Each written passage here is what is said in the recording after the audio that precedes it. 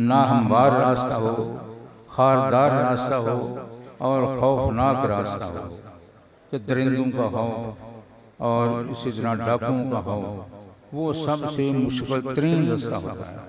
लेकिन जन्नत का रास्ता उससे भी ज़्यादा मुश्किल है।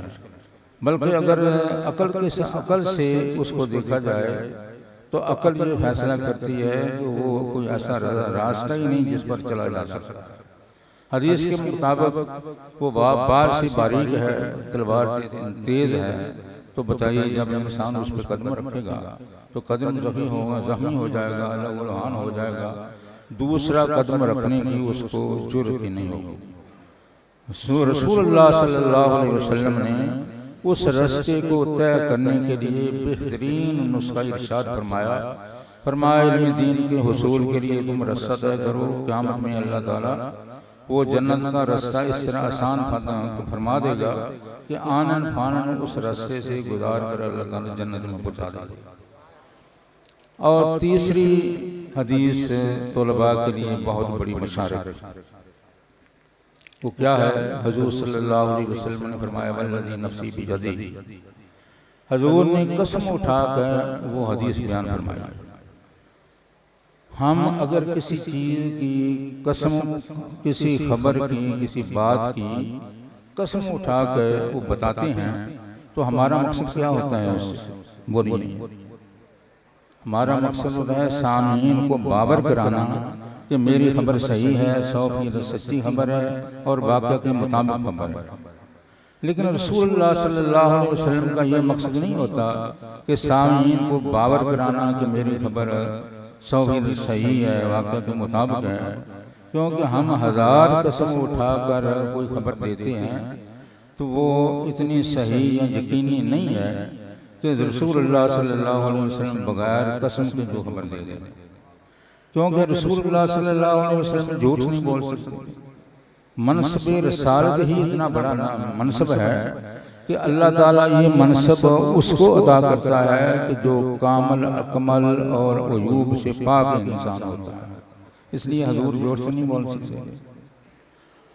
और इंसान जो है वो 1000 कसम भी झूठी जा जाता है, झूठी कसम उठा जाता है और फिर वो खबर दे देता है।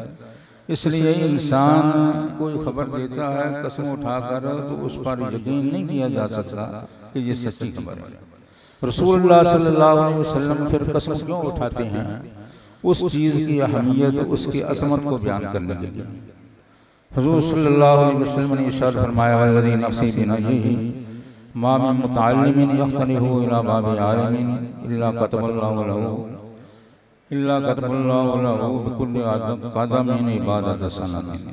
यह सुनी इरशाद है कि जब कोई तालिब इल्म दीन किसी आलिम के दरवाजे की तरफ जाता आता है इल्म दीन के वसूल के लिए, वो खालिक कायनात उसके हर कदम के एवज़ साल की इबादत का सवाब निकलता है। साल अंदाज़ा कीजिए कि साल इबादत करना मुश्किल काम है, लंबा वक्त है। लेकिन कदम उठा के आगे रख देना, इसमें ना कोई टेंशन नहीं, कोई इसमें वक्त सर्फ नहीं होता, इसमें कोई मुशक्क़त नहीं होती। लेकिन इस कदम चूँकि इल्म दीन की तरफ है, वसूल की तरफ उठा है, इसलिए अल्लाह ताला ने इस कदम को इतनी अजमत दी है, इतना प्रोटोकॉल दिया है कि साल की इबादत का सवाब उस इंसान को मिल जाएगा। अगर ये तो मुतअल्लिमीन के बारे में 2-3 हदीसें थीं। आगे जिस फहरिस्त में आप शामिल हो रहे हैं, मुअल्लिमीन की फहरिस्त में, मुदर्रिसीन की फहरिस्त में, अल्लाह ताला आपको बेहतरीन मुअल्लिम मुदर्रिस बनाए, उसके बारे में एक हदीस अर्ज़ करता हूँ कि हुज़ूर सल्लल्लाहु अलैहि वसल्लम ने इरशाद फरमाया कि इन्नल्लाह व मलाइकतहू, अल्लाह और अल्लाह के फरिश्ते, इन फरिश्तों से मुराद हामिलीन अर्श हैं। हामिलीन अर्श जिनकी तादाद अमूमन मुफस्सिरीन 8 बताते हैं और ये भी कहते हैं कि बरोज़े क़यामत उनकी तादाद डबल हो जाएगी, यानी 16 फरिश्ते हो जाएंगे। तो डबल क्यों होगा? क्या अर्श का वज़न डबल हो जाएगा? अर्श का वज़न ज़्यादा हो जाएगा? मेरी समझ में जो बात आई है वो ये है कि वो 8 फरिश्ते मज़ीद इसलिए उसमें शामिल किए जाएंगे कि उनको हमले अर्श की शराफत बख्शने के लिए, हमले अर्श की शराफत देने के लिए अल्लाह ताला उनको मज़ीद डबल कर देगा। और इन्नल्लाह मलाइकतहु, मलाइका से मुराद हामिलीन अर्श, व अहल समावाति वल अर्ज़, अहल समावात से इससे मुराद हैं तमाम आसमानों में रहने वाले फरिश्ते, अहल अर्ज़ से मुराद है तमाम ज़मीन में रहने वाले फरिश्ते। और आगे इरशाद फरमाया कि हत्तन नमलती फी जुहरिहा, तमाम रूए ज़मीन की चींटियाँ, हत्तल हूते फिल माया, और तमाम रूए ज़मीन की मछलियाँ दरियाओं में समुद्रों में, ये तमाम चीज़ें अल्लाह के फरिश्ते बेशुमार हैं, चींटियाँ बेशुमार हैं, और इसी तरह मछलियाँ बेशुमार हैं। ये लातादाद मखलूक है। अल्लाह के नज़दीक तो कोई चीज़ भी लातादाद नहीं है, लेकिन इंसान के नज़दीक बहुत सी चीज़ें लातादाद हैं। फरिश्ते भी लातादाद हैं, चिमटियाँ भी लातादाद हैं, मछलियाँ भी लातादाद हैं। तो इतनी लातादाद मखलूक किसके लिए दुआ करती है? युसल्लूना अला मुअल्लिमिन नासिल खैर, जो भलाई की तालीम देता है। सबसे बड़ी भलाई कौन सी चीज़ है? कुरान और हदीस से बढ़कर कोई ज़्यादा भलाई नहीं है। तो जो कुरान और हदीस की तालीम देता है, उसके लिए ये सब चीज़ें दुआए मग़फ़िरत करती हैं, बख्शिश की दुआ करती हैं। और हुज़ूर सल्लल्लाहु अलैहि वसल्लम फरमाते हैं कि अपनी पाक ज़ुबान से दुआ किया करो। तो अंदाज़ा कीजिए कि इन सब की दुआएं ज़ुबानें पाक हैं, फरिश्तों की ज़ुबानें पाक हैं, चिमटियों की ज़ुबानें पाक हैं, मछलियों की ज़ुबानें पाक हैं। तो इतनी लातादाद मखलूक जिसके लिए दुआ कर रही है, मेरा हाल है उसकी कबूलियत में कोई शक नहीं हो सकता। आगे आपकी रहनुमाई के लिए मैं अर्ज़ करता हूँ कि आप अपने मिशन का एक चौथाई हिस्सा हासिल कर लिया।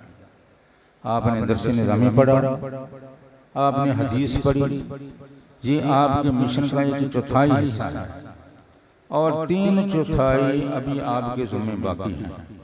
जब तक उन 3/4 को आप हासिल नहीं करेंगे, ये चौथाई जो आप सादत हासिल कर चुके हैं, ये सादत भी ख़त्म हो जाएगी।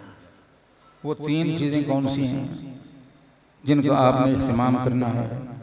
पहली चीज़ है कि इस नूरानी दौलत को ज़हन में महफूज रखना, हदीस को, कुरान को, तफसीर को अपने ज़हन में महफूज रखना ये ज़रूरी है। और उसका ज़रिया क्या है महफूज रखने का? कि आप किताबों का मुताला करते रहें।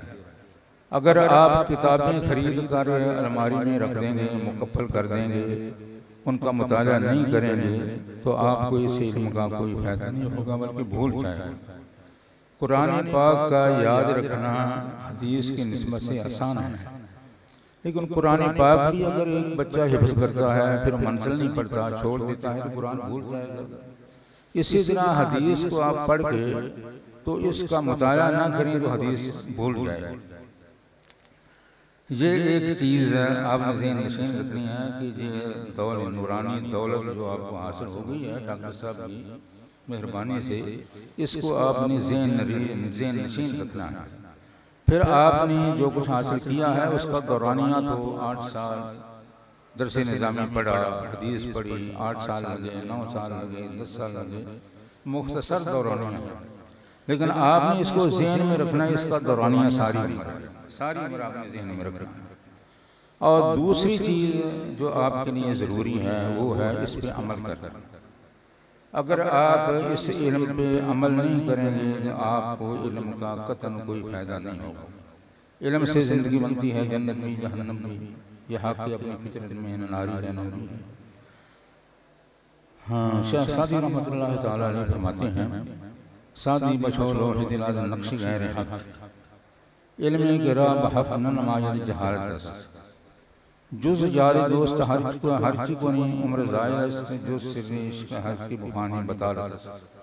इन 2 शेरों के अंदर शेख सादी ने इस तरह तरीक़त हकीकत को समो के रख दिया है कि जिस तरह कूजे के अंदर दरिया को बंद कर दिया जाए। वो फरमाते हैं कि अपने दिल से गैर अल्लाह की नकूश मिटा दे। तेरे दिल के अंदर सिर्फ और सिर्फ अल्लाह का तसव्वुर होना चाहिए। इसको जिक्र बिल जनान भी कहते हैं। अगर ये मजबूत हो जाता है, रासस हो जाता है, तो उसको फनाफिल्ला कहते हैं, जो कि रूहानियत का आला दर्जा है। और आगे फरमाते हैं इल्म के राह हकनन माजल जहालत, वो इल्म जो इंसान को हक का रास्ता न दिखाए, सिरात मुस्तकीम पे गामजन न करे, उस इल्म पर अमल ना किया जाए, तो फरमाते हैं वो जहालत है, वो इल्म नहीं। जुज यार दो सहर कुनी उम्र ज़ाया, अल्लाह की याद के बगैर जो कुछ भी तू करे तो समझ के मैं उम्र को ज़ाया कर रहा हूँ। और राज़ी इश्क के बगैर जो कुछ भी पढ़े तो समझ के वो बादल है। तो पता ये चला कि याद खुदा के साथ साथ अल्लाह की मोहब्बत, अल्लाह का इश्क भी होना चाहिए सख्ती के साथ। जिससे कुरान करीम में अल्लाह ताला इरशाद फरमाते हैं वल्लज़ीना आमनू अशद्दु हुब्बन लिल्लाह, कि मोमिन के ईमान का तकाज़ा ये है कि उसके अंदर अल्लाह की मोहब्बत शिद्दत के साथ पाई जाए। लेकिन इसमें सवाल ये पैदा होता है कि अल्लाह के साथ मोहब्बत लगाई कैसे जाए, क्योंकि मोहब्बत लगाने के ज़राए होते हैं। बाज़ चीज़ों के साथ मोहब्बत होती है कुव्वत लामसा से। मसलन आपने कोई कपड़ा खरीदना है, वो मुलायम है या खुरदरा है या मोटा है या पतला है, आप हाथ से मस करेंगे और जो आपको पसंद आ जाएगा उसको आप महबूब रखेंगे और दाम देकर उसको आप खरीद लेंगे। यहाँ मोहब्बत का जरिया कुव्वत लामसा बनेगा। बाज़ चीज़ों के अंदर कुव्वत ज़ायका मोहब्बत का वास्ता बनती है, जरिया बनती है। मसलन आपने कोई मिठाई